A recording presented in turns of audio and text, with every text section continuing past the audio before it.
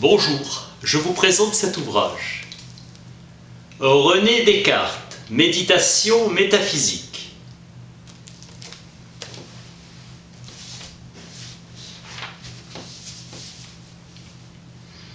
Le temps est celui de la méditation, du sujet qui médite et qui rend la vérité sienne. Chaque méditation occupe une journée. La première est consacrée au doute. Les 4 suivantes à la possibilité de la science.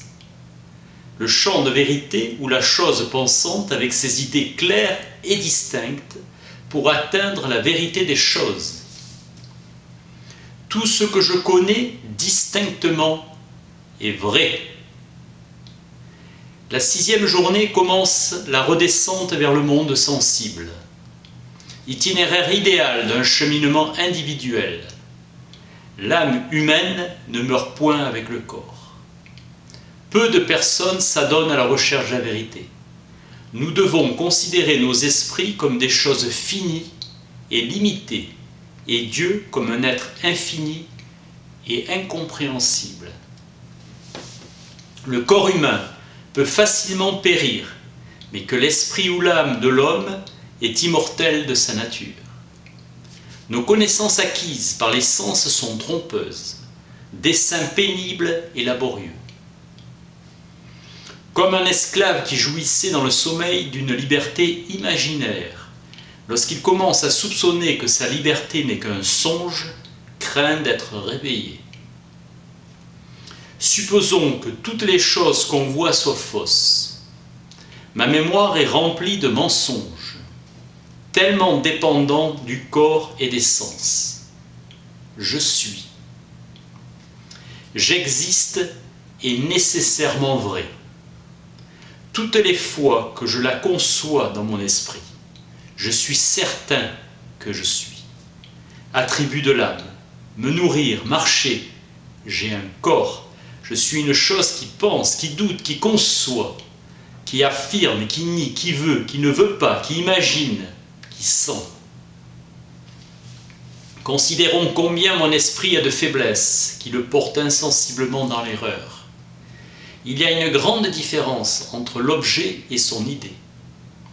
Dieu existe car encore que l'idée de la substance soit en moi, de cela même que je suis une substance, moi qui suis un être fini, si elle n'avait été mise en moi par quelque substance qui fût véritablement infini.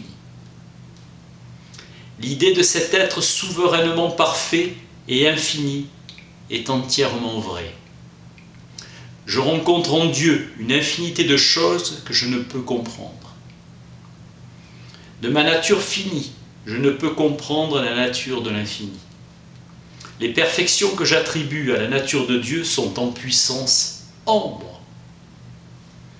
Ma connaissance se perfectionnant à l'infini. Détacher son esprit des sens. Vertu d'imaginer qui est en moi, puissance de concevoir, faculté active capable de produire des idées.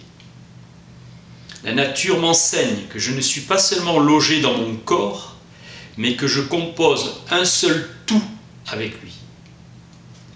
Tous les sentiments de faim, de soif, de douleur ne sont autre chose que de certaines façons confuses de penser qui proviennent et dépendent de l'union de l'esprit avec le corps. La nature m'enseigne aussi que plusieurs autres corps existent autour du mien, entre lesquels je dois poursuivre les uns et fuir les autres. Il faut reconnaître l'infirmité et la faiblesse de notre nature. Les théologiens Gabriel Buel et Grégoire de Rimini, avec toute une tradition dite nominaliste, reconnaissaient à Dieu une puissance absolue de tromper, ariminensis. Comportement d'un médecin envers son malade, trompant avec prudence et utilité. La vérité toute nue est insupportable à l'esprit. Nous concevons Dieu imparfaitement, sa nature est possible, car on ne peut concevoir ce qui sort de notre entendement. Faire attention à chercher sérieusement la vérité. Toutes les opérations de la volonté, de l'entendement, de l'imagination et des sens sont dépensées. Le temps présent ne dépend point de celui qui l'a immédiatement précédé. Aucune chose ne peut avoir le néant ou une chose non-existence pour la cause de son existence. Je suis une chose qui pense, c'est-à-dire un esprit, une âme, un entendement, une raison. Seul Dieu, être souverainement puissant, existe. S'il y a un monde, il doit y avoir un créateur, lui. Dieu, substance infinie, indépendante, souverainement intelligente, puissante et par laquelle tant, moi que tout ce qui est au monde, a été créé par lui.